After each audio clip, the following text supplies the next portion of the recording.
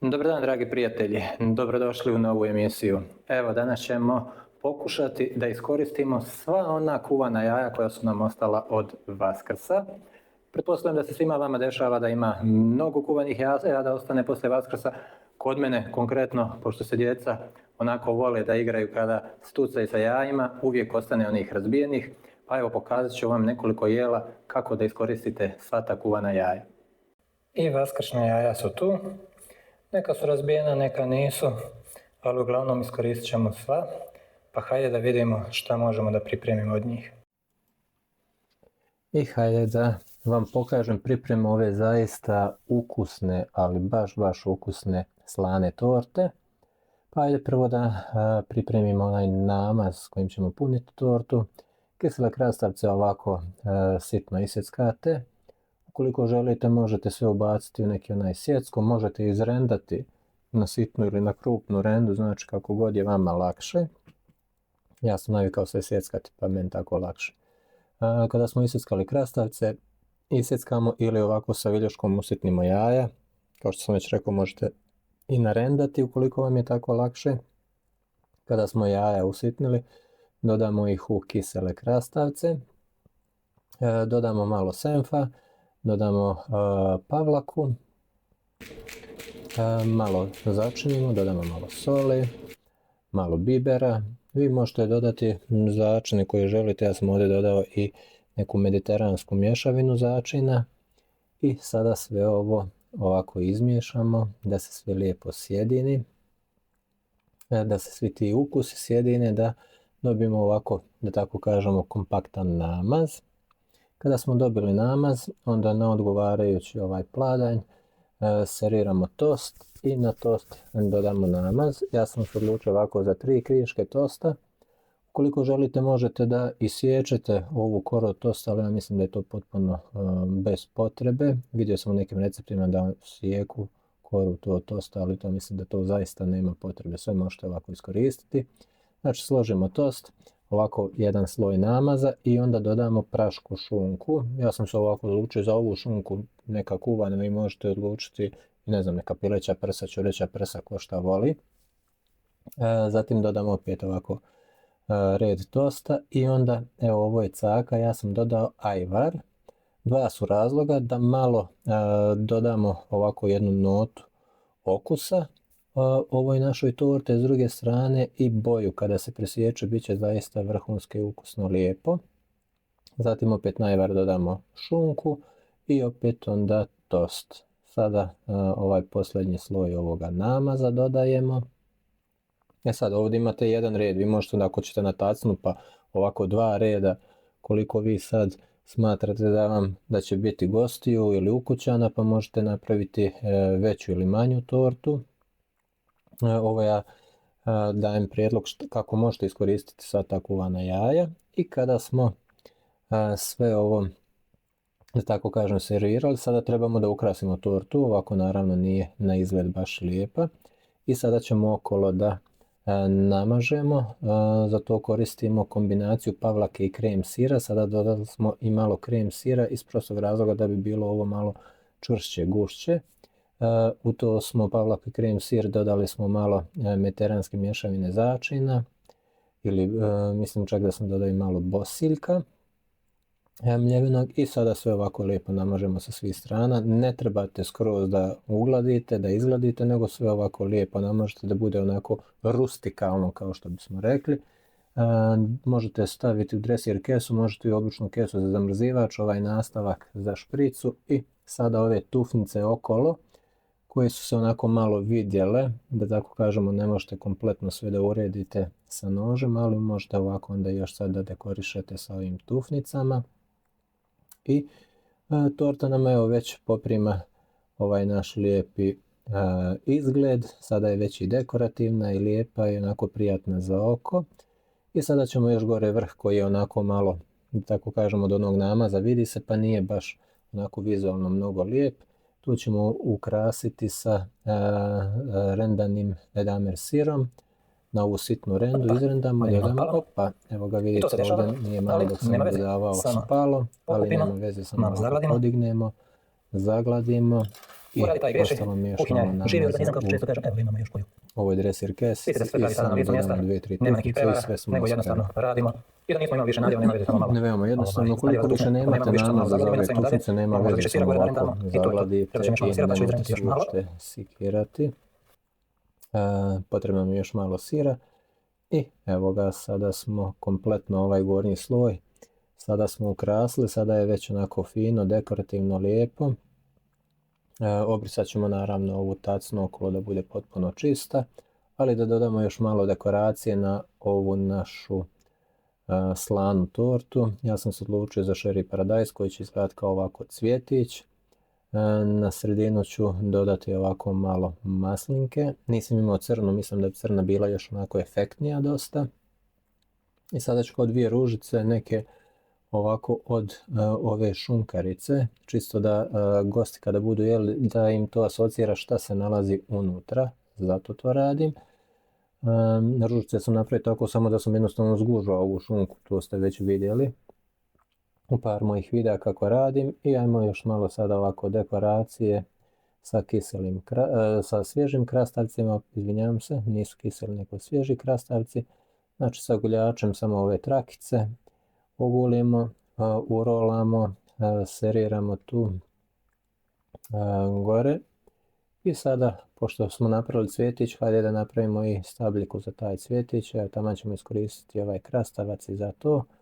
I može 2 latice da napravimo. Evo ga, jedna od ove kore od krastavca, 1 latica i 2 latica. I to je to. Torta je zaista ukusna.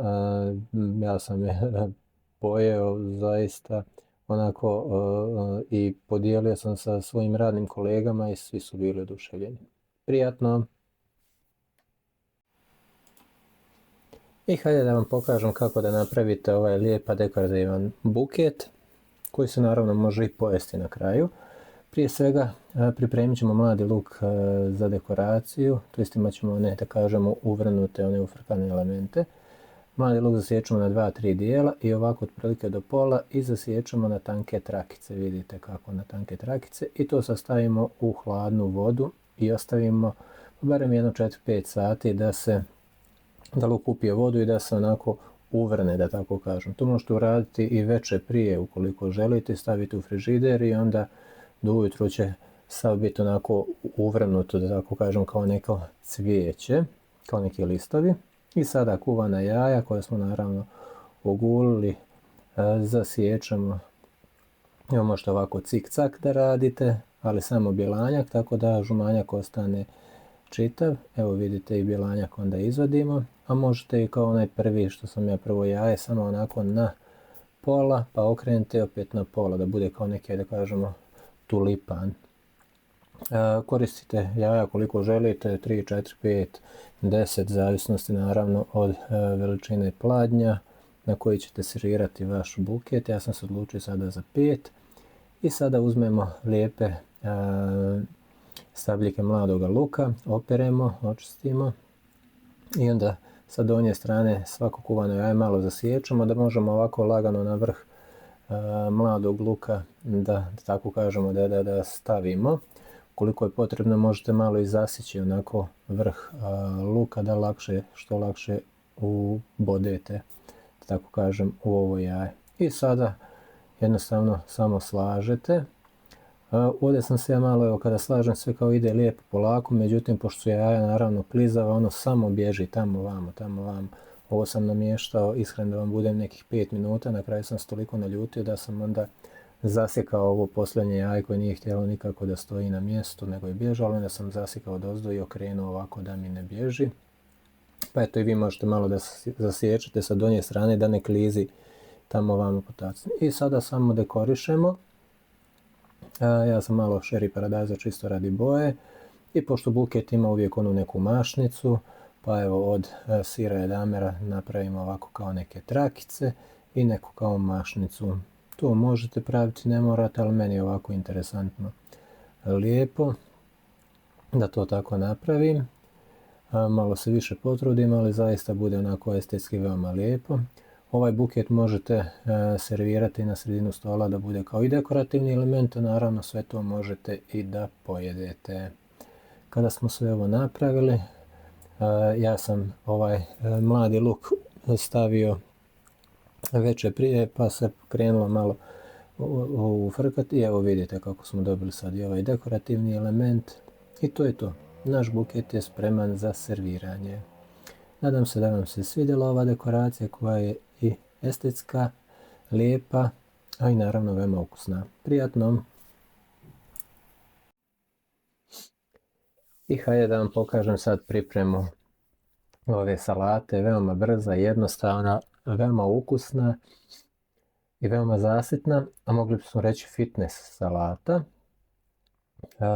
Kako se priprema? Pa evo, listove zelene salate isjeckate na trakice, stavite odgovarajuću zjelicu, sad uzmemo svježi krastavac sa guljačem, ovako isječemo na tanke trakice. Evo primijetite, u ovu salatu ću sve sjeći na trakice, da tako kažem, da sve ima neku svoju formu, da kažem onako prirodno kako ide jedna namirnica, tako i druga.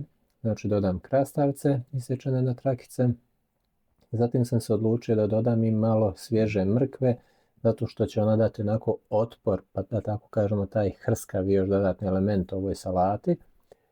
Vi možete ovdje da dodate povrće koje god vi želite, koje vi preferirate. Čak možete dodati malo pečene ili kuvane piletine. I evo ja sam sada dodao kuvana jaja.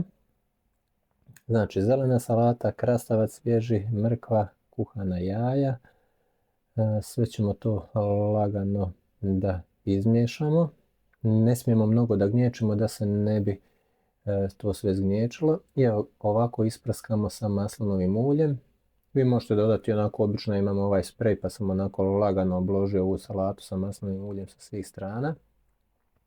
I sada sam ja koristio pavlaku zato što nisam imao grčki jogurt, nažalost nestalo mi, ali vi možete koristiti grčki jogurt ukoliko baš želite taj fitness, da tako kažem, da ima još manje masnoće. Dodamo limun. Primijetili ste da sam limun onako prvo gnječio malo dok je bio cijeli, pritiskao. Zašto? Da bi onda se unutra pustili što više sokova i sada limun presječem na pola i cijedim ga između prstiju. Zašto cijedim limun između prstiju? Da bi sok prošao između prstiju, a da bi zadržao košpe. Zatim sam dodao ovdje malo bosiljka suhog i sve ovo izmiješamo da dobijemo ovaj jedan fini dressing. Salatu sam naravno malo posolio, malo pobiberio. Vi možete dodati još neke začine po želji, možda neke italijanske mješavine, šta god želite. Sve ovako sada lagano salatu izmiješamo nakon što sam dodao znači so i biber i serviramo odgovarajući tanjir. Koliko ćete vi servirati salate, vi to možete odlučiti u zavisnosti od vaših preferencija. Možete više, manje, ovo uopšte nije. Ovo zaista ima jako malo kalorija, a bogato je proteinima zahvaljujući ovim jajima. Kažem, koliko još želite obogatiti proteinima, dodajte i možda neko kuhano pileće bijelo meso i grčki jogurt. I sada dodamo dressing. I to je to, vidite, veoma brza, jednostavna, a zaista ukusna salata. Dekorisat ćemo još malo sa kriškom limuna ukoliko želi neko još dodatno da zakiseli. I to bi bilo to. Veoma ukusna i jednostavna salata koja se brzo priprema i evo kako možete još opet dodatno da iskoristite sva ona kuvana jaja koja su ostala od Vaskrsa. Nadam se da vam se recept svidio. Uživajte u pripremi. Prijatno! I sada pripremamo kari, ali sa kuvanim jajima. U suštini ovo je, da tako kažemo, veoma jeftino, povoljno i brzo indijsko jelo, jaja u kariju. Veoma lako se priprema i mogu vam reći dosta brzo, nekih 20 minuta. I kako se priprema, znači crveni luk isjeckamo na rezance, stavimo u zagrijanu šerpicu koju smo dodali ulje, kao što vidite, i sada samo miješamo. Znači ja ovako tamo sklanjam šerpicu na grejno tijelo i svaki čas malo miješam da se luk taj prži. Uzmemo kuhani krompir, izrendamo ga na krupnu rendu. Ukoliko želite, vi možete obogatiti ovo i sa nekim tikvicama, ali ja sam se odlučio za ovu, ajde da kako kažemo, uslovno rečeno, najpovoljniju indijsku varijantu. Kao što znate, tamo je zaista mnogo ljudi i onda je, koliko god to možda zvuči nama neobično ovim prostorima, zaista dosta potrebitih, da tako kažemo, u hrani. I evo ga, jaja koja su nam ostala od Vaskrsa ogulimo, koja znači ona koja nisu iskorištena, ogulimo ih i u zavisnosti naravno koliko ćemo porcije praviti, ogulimo toliko jaja. Ja ovaj put pravim za jednu porciju i onda sam ogulio 2 jaja, lijepo ogulimo jaja, očistimo i sada luk smo dinstali otprilike nekih 5 minuta na srednjoj temperaturi. Pazimo da nam luk ne izgori. Kada je luk omekanio, dodamo paradajz sos i sada dodajemo naravno mješavinu mnogo začina. Dodali smo alevu papriku, dodamo kari, dodamo kari, sve dobro izmiješamo. Zatim ćemo dodati i malo soli, malo bibera, dodamo malo čilija. Sada, neki kari može biti ljut, neki može biti blag, pa u zavisnosti šta vi volite možete dodati da bude ljuće, pikantnije, da ne bude toliko ljuto, znači vi se igrate sa ukusima. Opet vratimo na grejno tijelo, malo dinstamo i onda zalijemo sa nekih 2 decilitra vrele vode. Ostavimo da prokuha, kada je prokuhalo, onda u to dodamo ovaj izrendani krompir. Sve vratimo na grejno tijelo da se krčka još otprilike nekih par minuta, dok se onako malo ne zgusne i kada je, evo vidite koju dobijemo neku kao srednju gustinu i to sada serviramo odgovarajuću zdjelicu. Jaja uzmemo i siječemo na pola, serviramo ovako direktno. Jaja siječemo hladna, serviramo to i onda će sada ona da se zagriju lagano od, da tako kažemo, ovog sosa i još samo malo dekorativnog elementa nam je potrebno. Ja sam se ovaj put odlučio za mladi luk, za ovaj zeleni dio. Vi možete koristiti svježi peršun list, celer list, možda kopra ukoliko volite te ukuse, ali mislim da će ovaj mladi luk zaista je ovako jako i dekorativno i dobro da se složi da će ono hrskavu notu ovom jelu. I sada još malo samo ukrasimo sa vrhnjem za kuhanje, ono će da ublaži, da tako kažem, tu ljutinu ovog jela. Nadam se da će vam se ovo svidjelo i da ćete pripremiti u vašoj kući. Prijatno! I sada ćemo pripremiti jedan, da tako kažemo, krem ili namaz od jaja koji možemo koristiti za kanape, za pripremu raznih sendviča.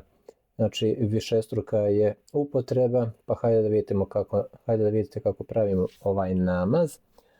Kuvana jaja izrendam na krupnu rendu, a zatim uzmem viljušku pa ih ovako skroz sitnim. Ukoliko vam se ne da ovo raditi, možete sve ubaciti u blender, pa da blender skroz onako usitni. Ja radim na ovaj način zato što želim da budu opet onako ovako sitni komadići, da tako kažem, jaja, da ne bude skroz usitnjen kao što bi blender uradio. Kada smo ovako sve protisnuli kroz viljušku, usitnili, dodajemo krem sir. Ja sam se ovaj put koristio sam ABC sir, a vi možete koristiti koji želite. Gledajte da koristite krem sir, a ne pavlaku, ukoliko ćete ovaj namaz koristiti za kanape. Ukoliko ćete za mazanje na sendvič, onda možete i pavlaku. Zašto to govorim? Zato što ukoliko stavimo pavlaku može biti onako porjedak ovaj namaz, a krem sir je ipak onako gušća struktura i onda kada budete stavljali na kanape neće izgubiti svoju formu, neće se onako slegnuti. Znači nakon dodavanja krem sira ja sam dodao i još pola kašike, to je nekih 50, 30 do 40-50 grama pavlake, ne znam nije baš sad tačno. Dodao sam malo hrena, zato što volimo onako u ovom namazu bude onako blaga ljutina hrena. Vi možete koristiti umjesto hrena, možete dodati senf, možete dodati kečap, možete se znači sad igrati sa ukusima koje ćete vi ovdje dodavati. Ovo vam je neka osnova, da tako kažem. Dodali smo začine, suvo, biber i sada sve ovo lijepo izmiješamo.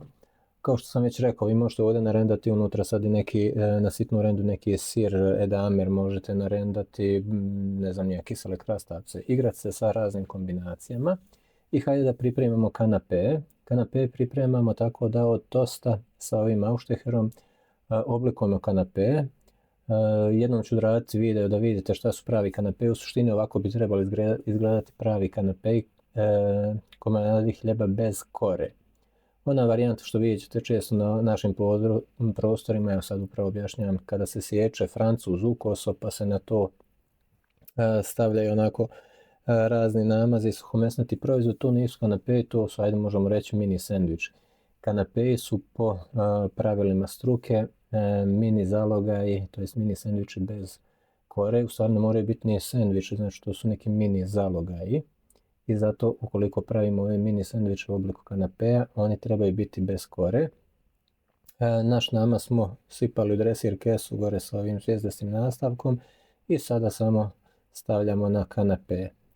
Ja ovdje sad nisam želio mnogo da dekorišem, da ukrašavam, ovdje sad se može znači ići, na primjer podloga ispod ove kreme može ići neki kulen, može ići neki sir, mogu neki suhomesnati proizvodi, gore može crna maslina, zelena maslina, šeri, paradajz, kopar. Ja sam se ovdje samo odlučio čisto ovako na brzinu da stavim rukolu.